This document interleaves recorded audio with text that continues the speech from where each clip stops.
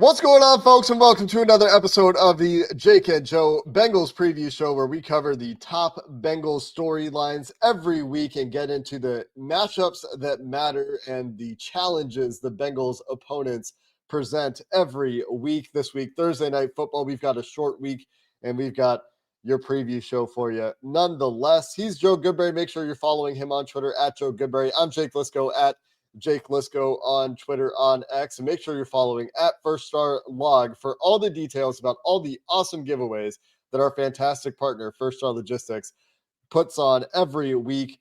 They are the reason that we are doing this show presented by First Star Logistics, of course.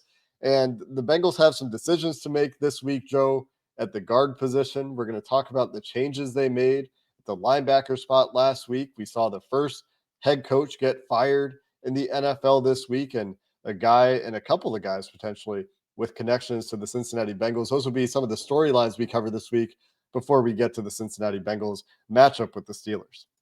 So, Joe, as we get started with the decisions the Bengals have to make this week, I think that it points to me to start with the guard positions, where Jalen Rivers is continuing to have his issues in pass protection. We just saw Dalton Risner have the best game of his Bengals career, and it's only been a couple of games, but was more than adequate, especially in pass protection at left guard, where Dylan Fairchild on the injury report was listed as he would have been a full participant, as the Bengals are on a short week schedule this week. And Lucas Patrick, working his way back from IR, also would have been a full go. Do you insert Lucas Patrick at right guard? Do you let Dalton Risner keep it rolling at left guard? Do you get Dylan Fairchild back out there? Some questions for the Bengals to answer the guard positions where their rookies are struggling this year. Yeah, and I think based on what they've done with personnel moves so far this season, whether it's at quarterback and middle linebacker, we'll talk probably about both, touch on both subjects. But I don't want to see why guard isn't subject to be changed as well. And in fact, they probably already did when they benched Dalton Risner. He went down with an ankle or whatever, but it was play-based as well. And they put Jalen Rivers in at right guard. So they're willing to make those changes at some positions, it seems, maybe more than others. But yes, you're right. When you have the investment you do in Dylan Fairchild and Jalen Rivers, you want to see them play. You want to see them develop. You want to see them reach the heights they're projected to get to, right? At the same time, guards don't particularly perform well as rookies around the league, right? Keeping your head above water is what we were hoping for. And I think we've gotten that mostly with Dylan Fairchild. It's been mixed results with Jalen Rivers. He's a lower end prospect. Hoping that he develops into a better player is still, on the hope side of things.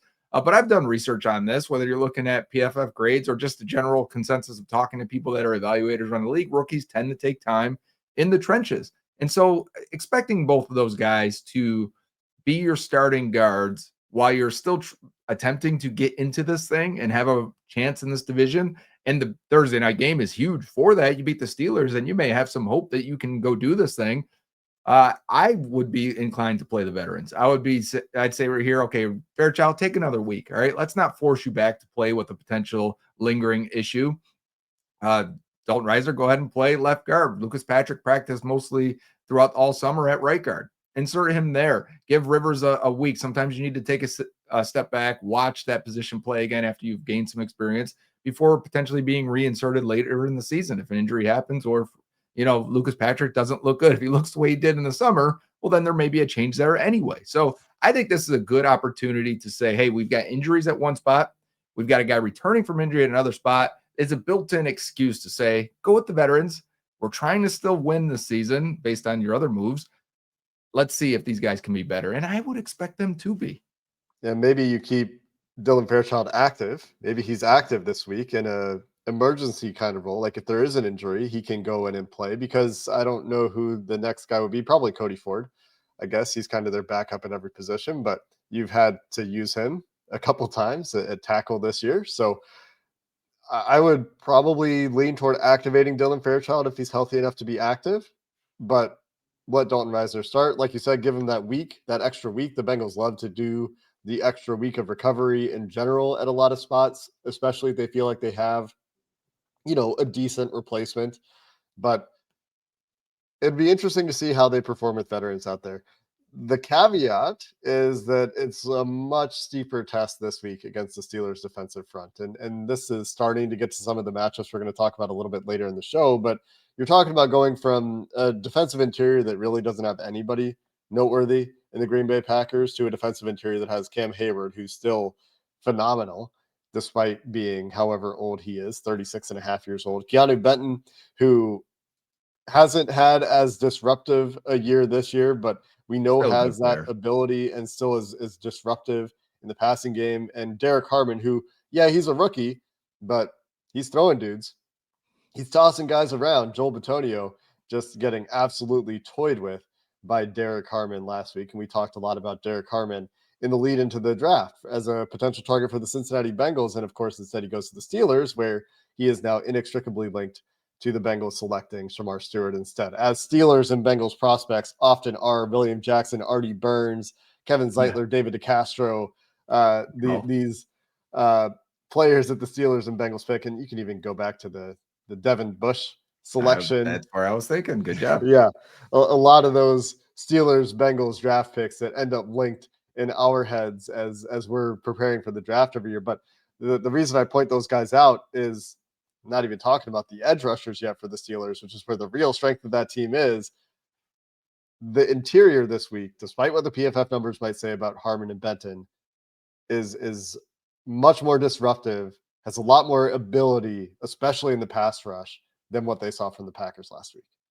No doubt about it. And that Packers pass rush can be very strong. We talked about that too. I mean, whether if you got Rashawn Gary and Micah Parsons, that is a tough ask. I mean, those we're talking about two of the freakiest players at those positions. It's and the Bengals held them their own, I think. Watching it on tape, I thought the offensive line actually was a little bit better, even in the first half, than I originally expected.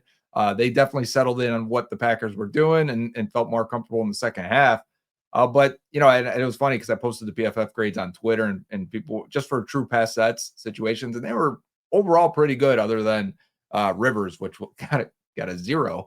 Which I don't know if if you didn't watch the tape, Rivers did get beat pretty often there, which goes into our first topic there on the show today. But yes, the Steelers are going to send waves at you, and they're 4 deep at defensive end too, and the backups are worth outside linebacker too, because that's how they list them. So edge defenders, the backups are worth mentioning.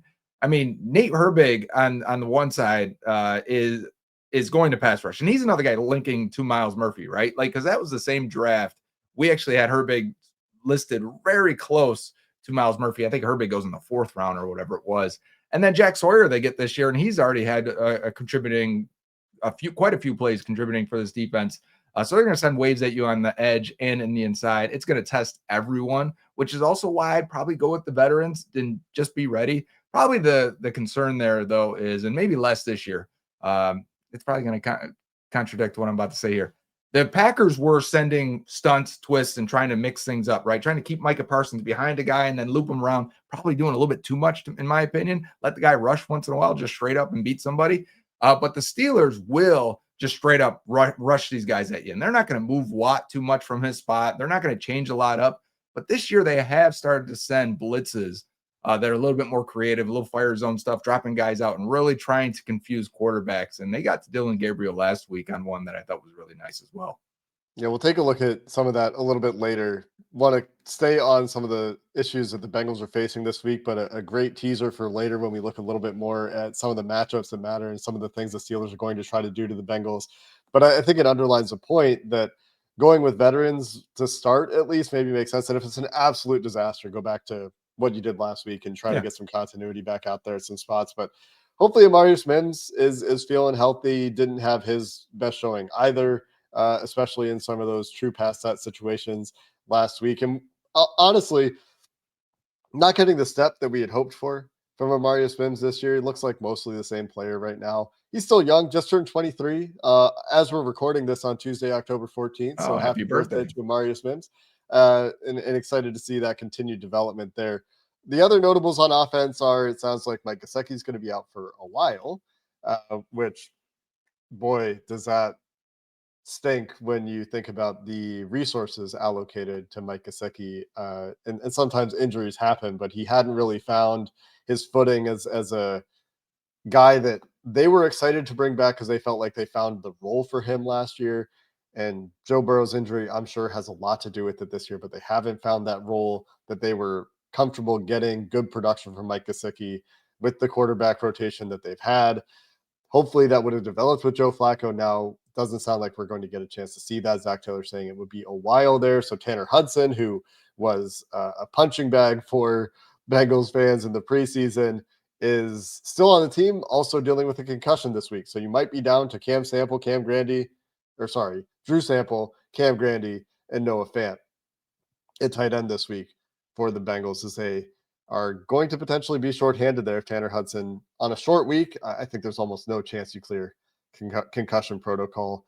Yeah. So hopefully that means that you can get Noah Fant going a little bit. Joe Flacco comfortable finding the check down, and that was often Noah Fant last week. He can be more than that, though, right? Well, and that's what I was just about to say. They need something outside of Jamar Chase and T. Higgins right now. If Andre Yosevich is going to drop the ball because Joe Flacco throws it too hard, and you're not going to put Jermaine Burton or Mitch Tinsley out there, and Charlie Jones now has a rib issue in addition to whatever's bothering him with his leg, his Achilles issue that he'd been on the injury report with. Noah Fant still has some ability. He's not going to be, a game wrecker or anything. I don't think that should be your expectation, especially the way the season has gone so far. But can you get a little bit more out of the guy that you were excited to sign late in the offseason after he was waived? This would be a good week to explore that. At least you could try to pick on Peyton Wilson and Patrick Queen, some great athletes, but potentially an exploitable level of the Steelers defense and coverage for sure. And so a spot where the Bengals need better. Like you got Jamar, you got T, you spent a lot of money there, fine.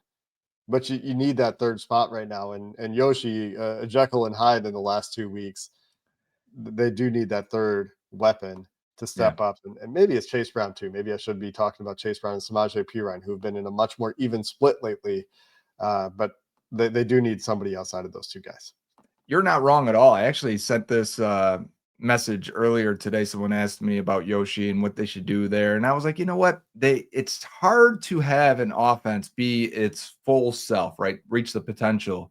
When that third option, no matter who it is, it could be Chase Brown, Samaje Perine, right? It could be the running game as a whole. It could be the tight ends. It could be the third receiver or the grouping of depth receivers that you seem to like and have and could use at some point. This might be their Jermaine Burton game to get him active, because like you're down a tight end there, you're going to have one less guy there. Is the return man, is it Charlie Jones, or you're going to say, all right, sit him down for another week and let Jermaine Burton get in there? This might be the time for that. But you need something out of that position group. You watch tape and you'll see defenses, they are hyper focused on taking Jamar Chase and T. Higgins out of the game. They're saying, if we get beat by Andre Yosevich, Mike Gesicki, Drew Sample, Noah Fant, Chase Brown, and I think they even focus on Chase Brown a little bit much more heavily than they do some of these other weapons, because he's dangerous, because if he does rip one, it's going to go, and you probably don't have a guy fast enough to chase Chase Brown, no pun intended. But point being is, so much focus on those two receivers. Somebody has to be a contributing player, and they're barely getting even surface level, while keeping your head above water play from those positions. It can't just be checkdowns and getting tackled. They're not making anyone miss. They're not getting explosives out of them. There's just not enough happening at those spots. You got to be willing to change those up as well. If we're going to talk about the guard positions, the linebacker spot not being good enough, other position, the number 3 option, whoever it may be, someone has to contribute.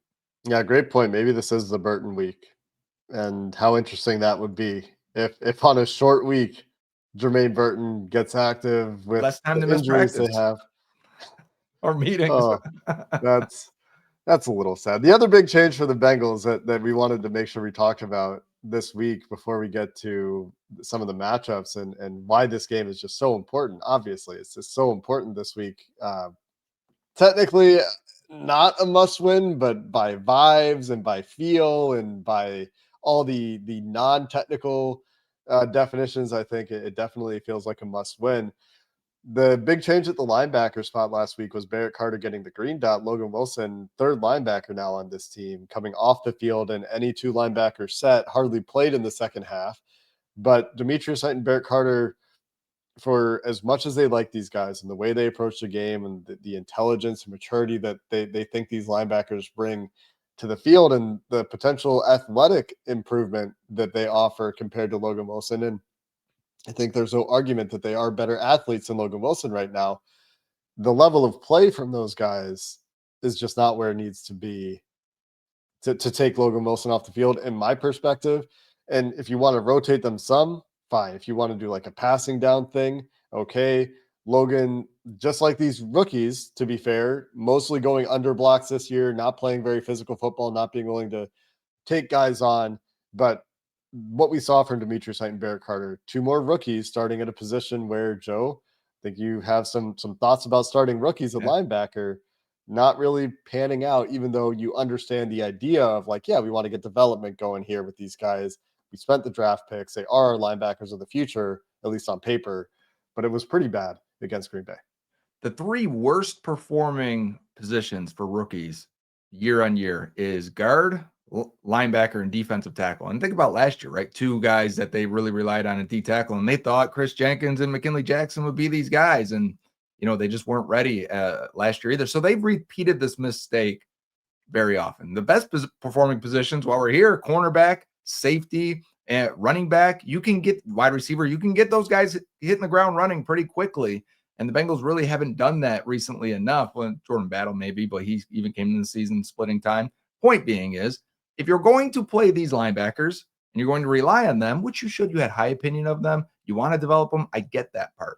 And I want these young guys to play. We just were how many months removed from saying Lou Anarumo didn't play the young guys, and they couldn't figure out if they were good or not. And now we're kind of straddled with a few of these guys that, probably 6 weeks in, they're not very good. But point being is, if you're going to play these linebackers, they better be good. And they're not right now. And even watching the tape, it was bad. There were some plays where I'm like, okay, Barrett Carter, okay, Demetrius Knight, there you go. You're being asked to do a lot in this defense right now. But at the same time, we can't have bad angles to the ball. We can't have missed tackles. They're slipping and sliding on the grass like they've never played on grass before. You practice on grass, don't you? All these guys were slipping all over the place. What was going on at Lambeau Field? I don't know.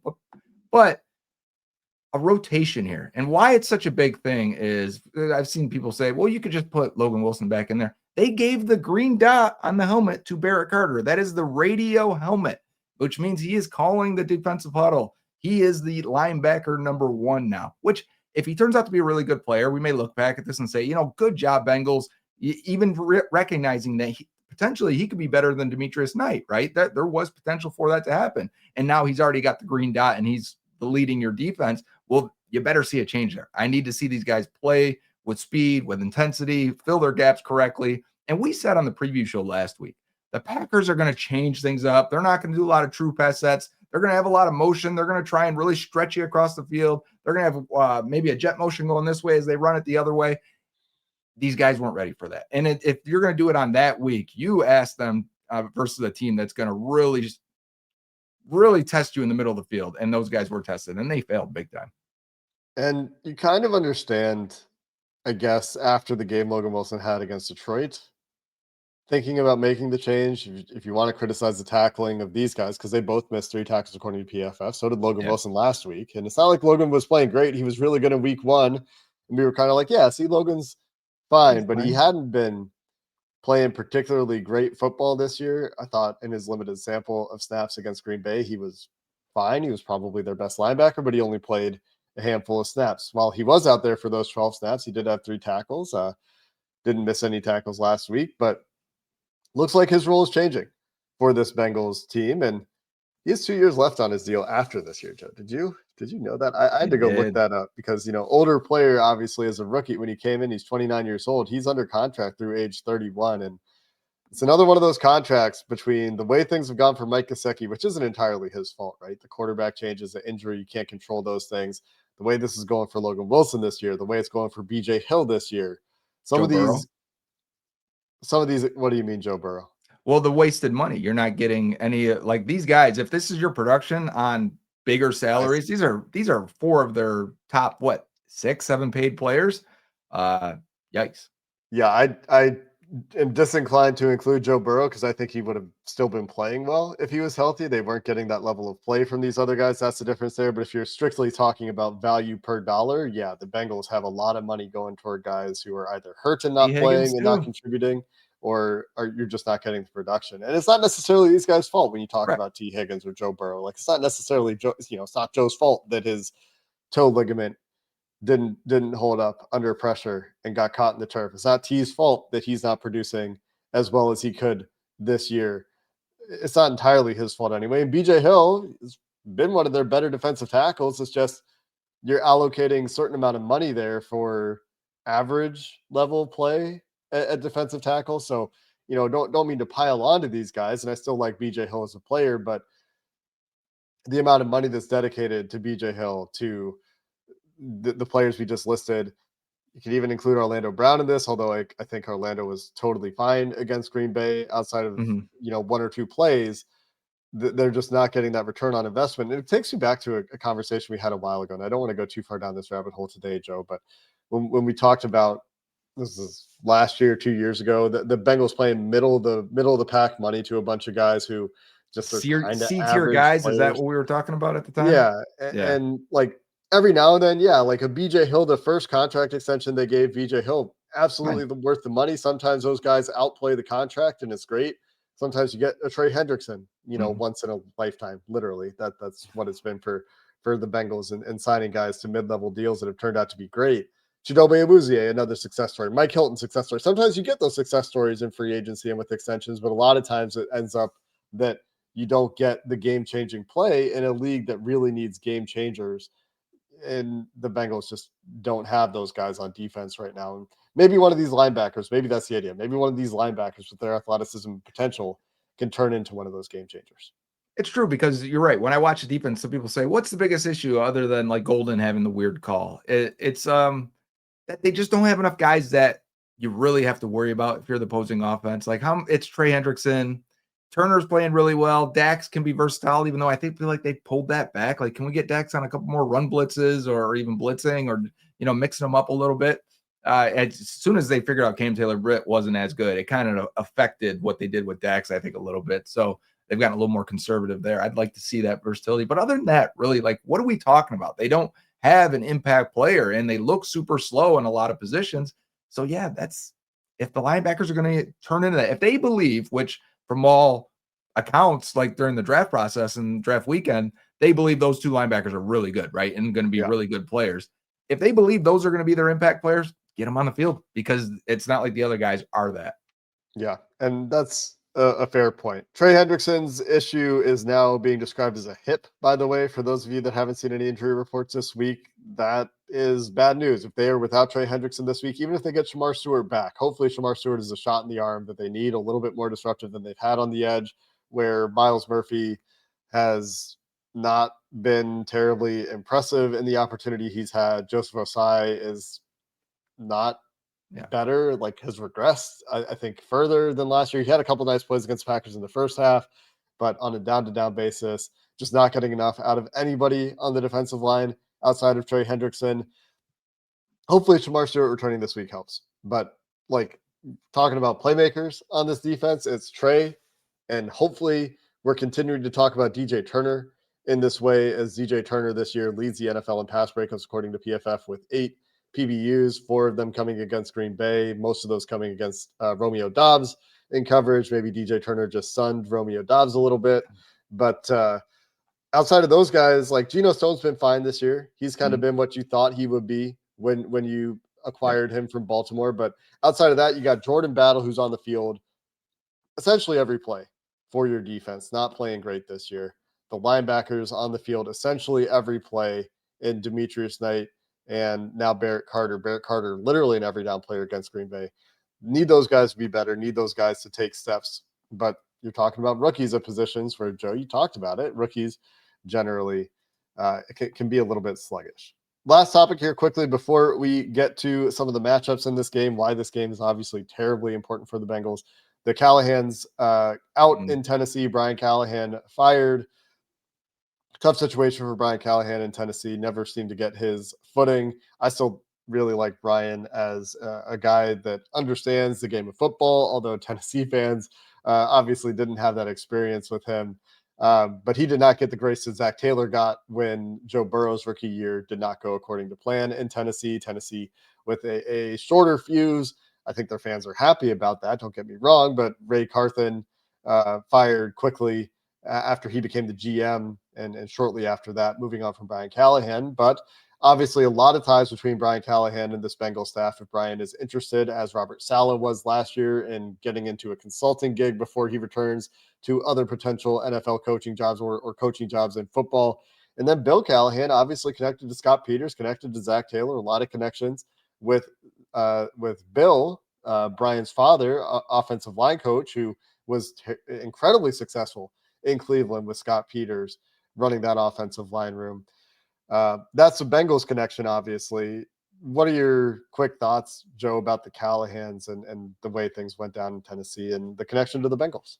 Yeah, and we're talking about it because it's the Zach Taylor coaching tree. It's, underperforming with the first overall pick and how that can put a fire underneath the coach's seat, right? And we're in that situation. We've talked about Zach Taylor and the heat seemingly mounting on his seat as well, but also because of the connection. And they all spoke highly of each other. I mean, whether it's Zach and Brian Callahan, Brian Callahan was getting choked up when he was hired talking about Zach Taylor and Mike Brown and the Bengals organization, right? And Bill Callahan, when Scott Peters was hired, he spoke so much about Bill Callahan. These guys have worked together before. If the Bengals win on Thursday night and they have the 10 days before the next game, right? Like, that's the time if you want to bring some help into this offense and really rejuvenate the run game, because Callahan is one of the best. Bill Callahan is one of the best offensive line coaches of our generation that we have. It's spanning 2 generations at this point.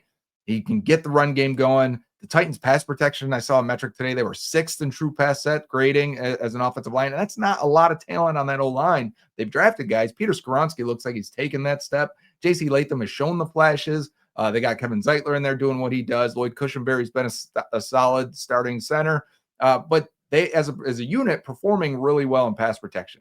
It could be a shot in the arm. Now, I don't know how it works in terms of resigning and getting fired or versus retiring, and if the Bengals would have to compensate the Titans in any way in order to get a Bill Callahan in the room. But if they're just assistants or consultants or whatever the label that they're able to put these guys under the rug on around the league, as they get fired, I'm in. And if the Bengals win and they still feel they have a shot, they should be all over this. And that's a transition, right? They have to win the game. You win the game, you get to 3-4, which isn't ideal, but is a whole lot better than 2-5 when the Pittsburgh Steelers would be 5-1. The Steelers 4-1. They haven't really played anybody great. They lost to the Seahawks, which are probably the best team they've played against. They beat the Patriots, which is probably the second best team they played against. They beat the Jets, who were terrible. They beat the Browns, who were terrible. And are the Bengals still going to be one of those teams that we say are terrible? Right now, there's like 7 or so teams in the NFL that are just awful. And the Bengals are one of them until they're not. And they showed in the second half, sticking with Green Bay a little bit. And Green Bay might just be a team that plays down to their opposition this year. That might be, as we look back there on were this some later, Packers comments about that afterwards. Yeah, that might just kind of be the team they are. Joe Flacco also hilariously has only thrown 1 interception against the Green Bay Packers, which was kind of an arm punt on 4th and 8, Hail Mary kind of play at the end of a half, versus 5 interceptions against other teams. So maybe Joe Flacco just likes playing against Jeff Hafley and that Green Bay Packers defense. But the Steelers have beaten up on some bad teams. The Bengals have been a get-right team. Are they still a get-right team? Can't be a get-right team anymore. You showed in the second half against the Packers that maybe you're not. Maybe you got some fight in you. But can you do it in a first half?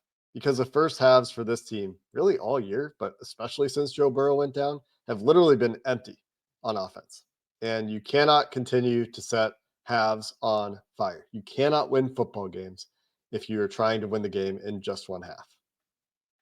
You can't do that. And, I liked Mike Tomlin's comments this week because he has the ultimate respect for Joe Flacco. But well, you think about it, right? Like, he's demolished Jake Browning twice. And at least Joe Flacco's given him some fight in his career. And they could go 5-1. So, like, he's probably looking at this like, you got to be kidding me. Yeah, that they gotta go traded within the division. Now? What are we doing? Right. That was an automatic win, Jake Browning versus the Steelers from the Steelers' perspective, because you're right, Browning's been terrible. He's absolutely destroyed them. But we have some plays queued up here. We have one that I talked about earlier with what the Steelers are doing a little bit different here and what they tried to do with Dylan Gabriel, probably what they would have done against Jake Browning here and try and confuse him a little bit and get him to hold the ball and move in the pocket. But if you can get Joe Flacco to move in the pocket, that's typically where you can get him off the spot, have him create a bad play or make a bad decision. I expect to see more of these exotic blitzes from the Steelers this week on Thursday night. Yeah, so you want to dive into the couple of plays that we Sure. want to talk about here? You don't have any further comments about the necessity of winning this game, getting They need back to into win it. things, restoring hope? Because there's a lot of people out there, and talked about this a little bit this week, but like there's a lot of people out there that are like, why are we talking about potentially winning a football game? Like, of course we're going to talk about the task in front of them. If they do win, the AFC North is bad. The AFC is bad. The whole NFL. I mean, talk about Monday Night Football this week. Like it's really an any given Sunday league this That's year. why But the we're talking Bengals, about it. exactly. The Because if Bengals, they do win, even the people that are negative, if they do win, what doesn't that represent something? I think it does, but I think it needs to start with a win.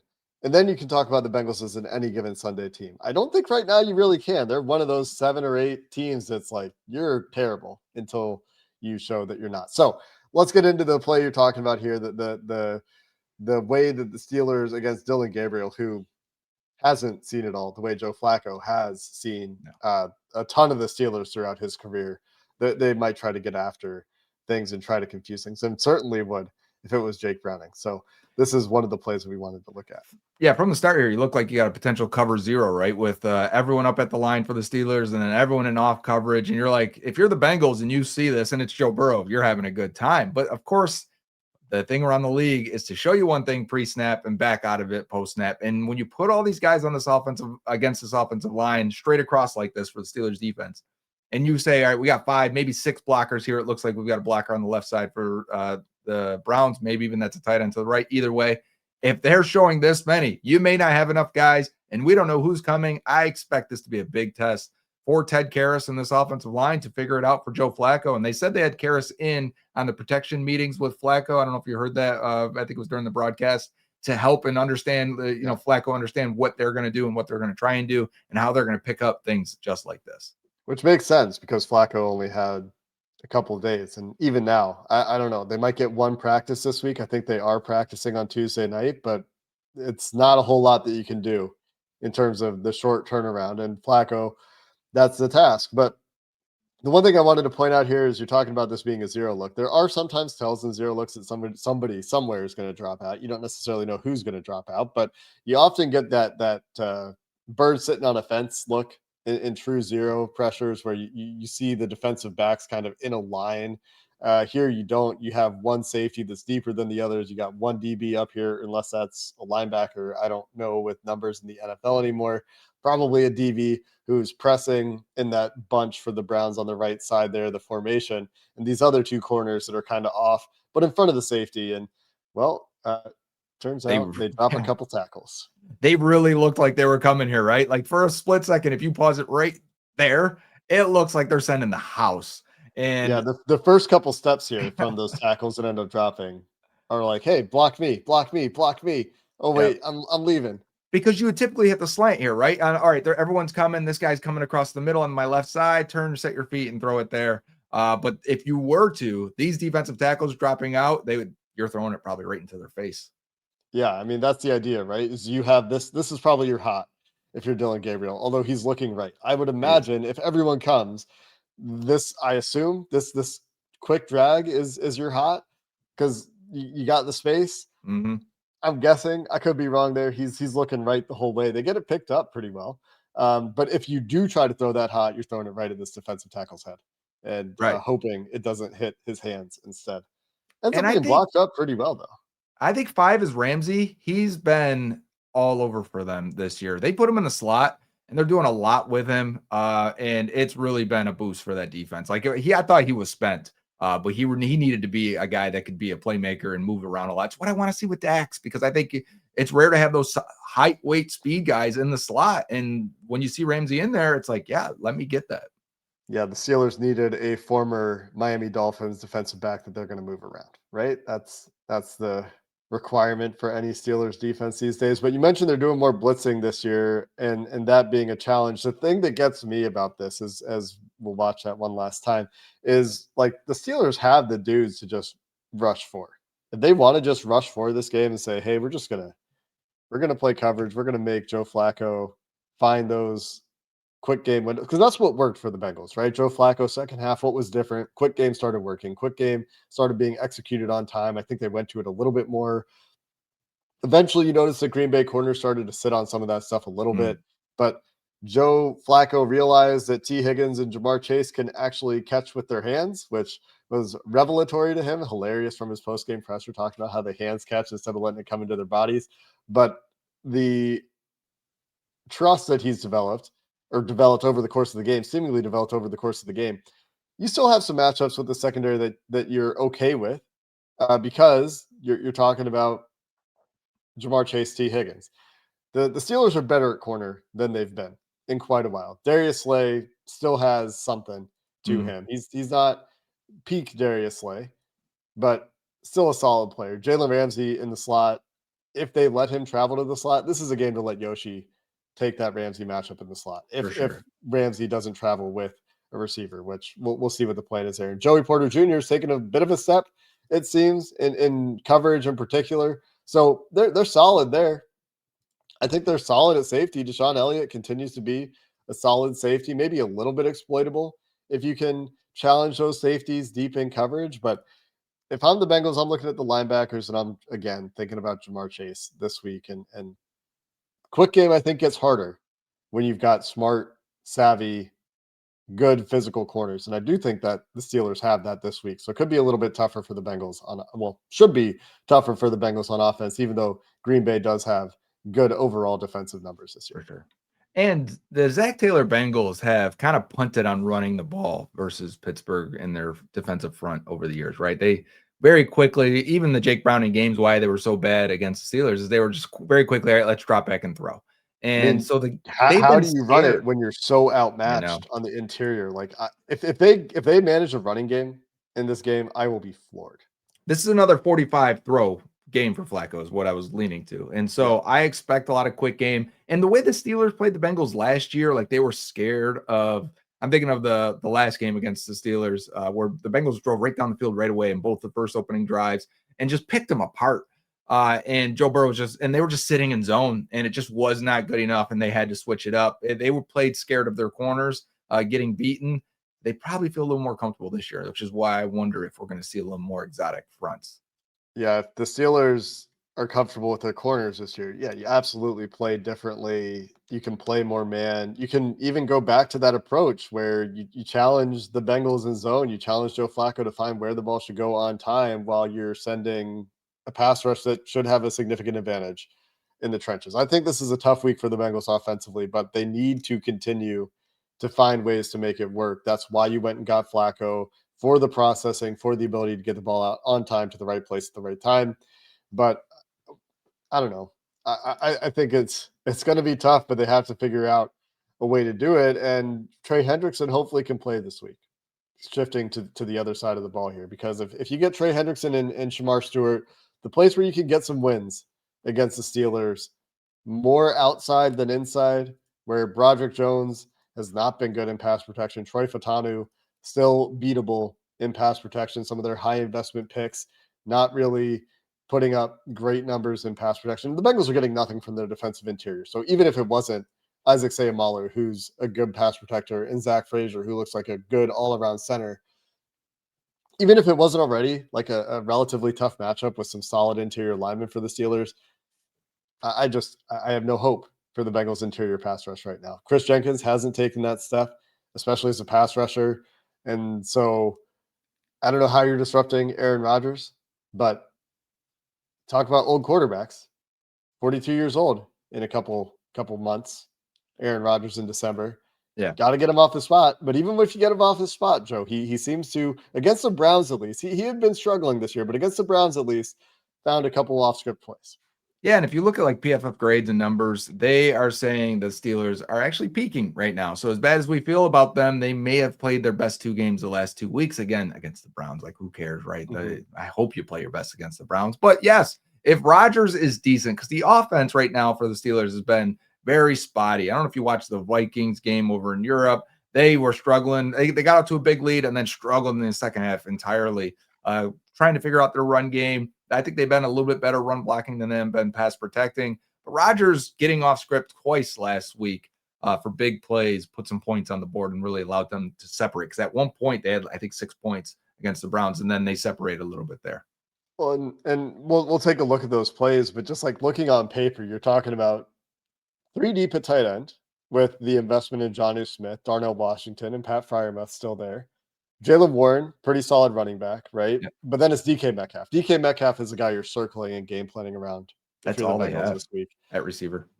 Because as good as DJ Turner's been, that's not the kind of stylistic matchup that you want. This is the Cam for Taylor DJ Britt Turner. comeback music right here. Well, and exactly stylistically, maybe you just deal with let Dax try to deal with DK Metcalf. Maybe you're forced to go to the more physical guy.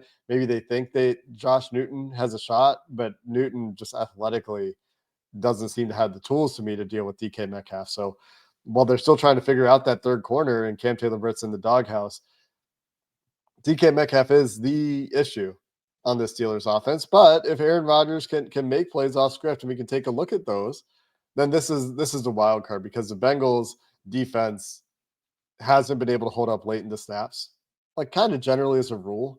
And the Jordan Love rolling left on 3rd and 8, 3rd and 9, or whatever it was to hit Matthew Golden to after Golden's had a chance to actually extend that route. Kurt Warner had a great tweet about this actually. Oh, did on he? I Tuesday missed morning. it.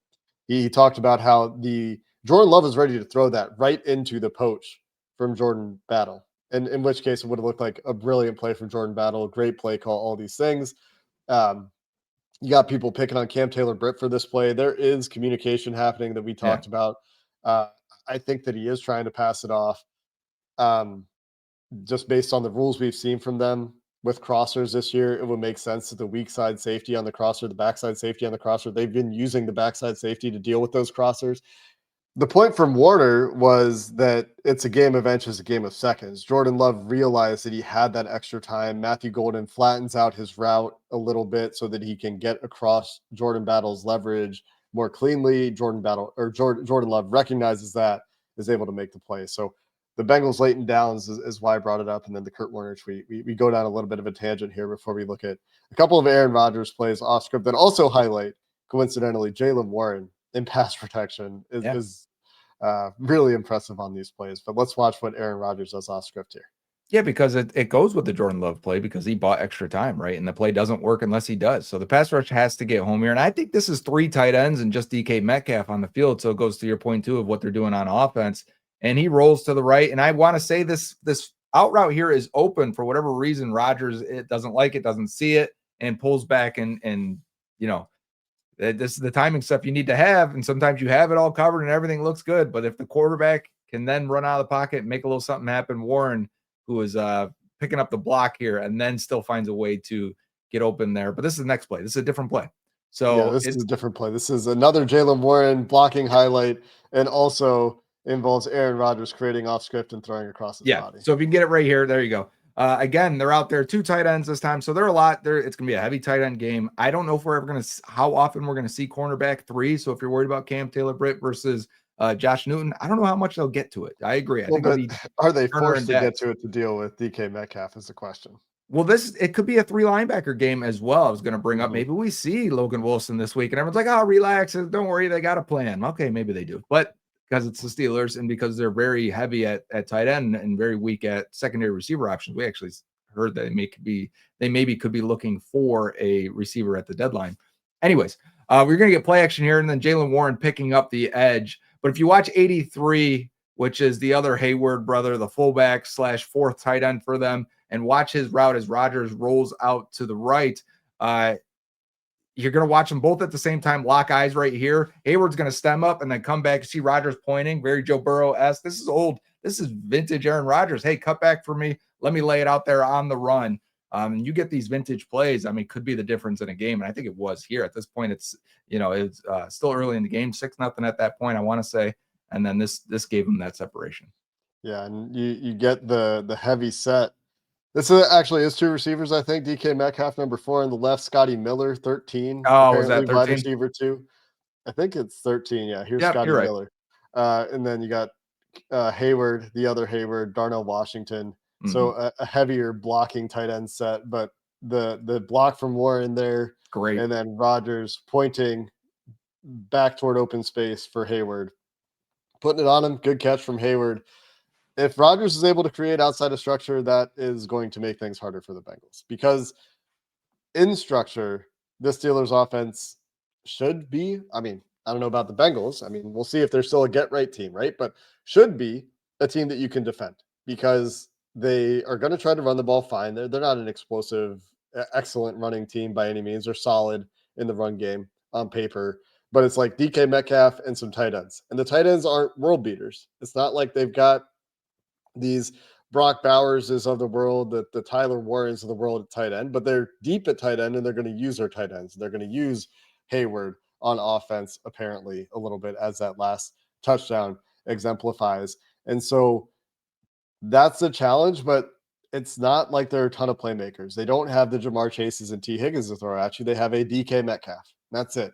So, like, hypothetically, you should be able to deal with that. But if Aaron Rodgers is starting to find some late career renaissance kind of magic here again, then they get a lot harder to deal with. And maybe it was just because it was the Browns last week. Maybe that's what it was. That's the shot in the arm that Rodgers needed. But the Bengals are the Browns right now for a lot of teams. Yeah. And you can't continue to be that way if you want us to continue to sit here and talk about hope for winning some games, winning enough games for Joe Burrow to get back and have games that actually matter in the winter, if he does get back at that point. Yeah, this is a season defining game. You know, AFC North, Thursday night, home games, you should have the advantage. You should be able to use that. You know, don't sell all your tickets to Steelers fans. Andrew Whitworth being the ruler of the jungle, whiteout game. Let's try and have some energy, because this one could decide if it's interesting or not for the rest of the year. I think I saw a tweet this morning too. In the last 7 primetime games, there's been one favorite to win straight up, which was, I believe, the Chiefs. But outside of that, 6 of 7 underdogs have We saw won 2 last night straight up in the last 7 primetime games. So we'll see if the Bengals can take advantage of that trend, which is totally witchcraft and voodoo in the air. Somebody went to Etsy and found a witch for underdogs on primetime games to start winning, but they need this game real bad. I think it's tough. The Steelers are always a tough matchup for this offense. We'll see if Joe Flacco and that experience pays off. They need to be a week-to-week, any given Sunday team in the NFL right now, because there's so many. Right now, they're part of the group that is not one of the any given Sunday teams, though, Joe. And it would sure make our job nicer. There's 25 teams in the middle, and then there's a couple at the end on either end of the spectrum. And it's I don't even know if there are teams at the top of the spectrum right now. I know, because we just saw a lot of them lose. Like, are the Yeah. Colts the top team? Like, come on, give me a break, right? No. We expect them to come back to earth a little bit here. But yeah, those teams, everyone's here. And then you have Browns, Titans, Bengals here. The Bengals made a small step. Oh, you can't see my hand on the video. Sorry. The Bengals made a small, that's how far off the chart they were. Bengals made a small step towards mediocrity last week. They need to take a bigger step this week. Yeah, get toward the bottom of that middle of the pack, so you at least have a shot on any given Sunday. The Jets also in that group. Yeah, you're right. There are a couple other teams, and they're coming up on the schedule, which is also part of the conversation here. Is you have more winnable games. It was a gauntlet that they just went through. To be honest with you, it was probably heightened. It would have been great TV for Burrow to go against those defenses and those other quarterbacks, but we didn't get it. It would have been. Could have been. That's what I think is so frustrating to many people. Such a remarkably different season. If Joe Burrow stayed healthy and goes on the normal Joe Burrow trajectory that we're used to seeing from him early in the season, according to PFF's strength of schedule metrics, which are different from just straight up win-loss, the Bengals have played the 9th hardest schedule in the NFL so far this year. Cleveland has contributed to this, I'm sure, but has played the hardest schedule in the NFL so far this year. The Ravens, the 3rd hardest schedule in the NFL this year. So despite being 1-5 for the Ravens, that they're facing a season much like the Bengals did last year, where hopefully Lamar Jackson, for them, this is from their perspective, right? Like, they're hoping Lamar Jackson gets back and can put the team on their back, despite all the issues they're having on defense, because they're having such significant issues on defense, much like the Bengals last year. Meanwhile, the Bengals play the 22nd hardest remaining schedule, so much softer schedule, but part of that includes that the Ravens are in that schedule, and the Ravens aren't considered to be a great team right now. The Ravens play the 28th hardest schedule out of remaining. So the Ravens are rooting for the Bengals on Thursday night as well. Big time. Yeah. The entire AFC North is hoping the Bengals win this game. We'll have you covered after the game. This has been a little bit of a longer preview show than normal. A lot of storylines to get to in terms of what the Bengals have going on, what the Steelers present. Hopefully you enjoyed it a little bit of extra Bengals talk for you on the short week. We'll have you covered after the game on Thursday night with the Jake and Joe Bengals post-game show where we will complete our giveaways. Make sure, again, you're following at First Star Log on Twitter for all the details about the giveaways that can change at a moment's notice. Who knows what kinds of things First Star Logistics will surprise us with this year. We've got some jerseys for you again this week, potentially if you're following on Twitter. And we'll have something else. We'll have a YouTube giveaway for you as well. We always have something for YouTube as well. So make sure you're staying tuned for what we'll have for you this week in that regard. And until the post-game show, if you're looking for work and you're looking to partner with First Star Logistics, the way Joe and I have partnered with First Star Logistics, looking for some work in the Cincinnati area, First Star Logistics, a great company to work for, one of the fastest growing companies to work for, or one of the fastest growing companies, in the Cincinnati area. So you can check out all their job postings at firststarlogistics.com. And we'll see you on the post-game show here, presented by First Star Logistics, the First Star Logistics Jake and Joe Bengals post-game show coming to you after Thursday Night Football next. You got it, we'll Jake. See you then.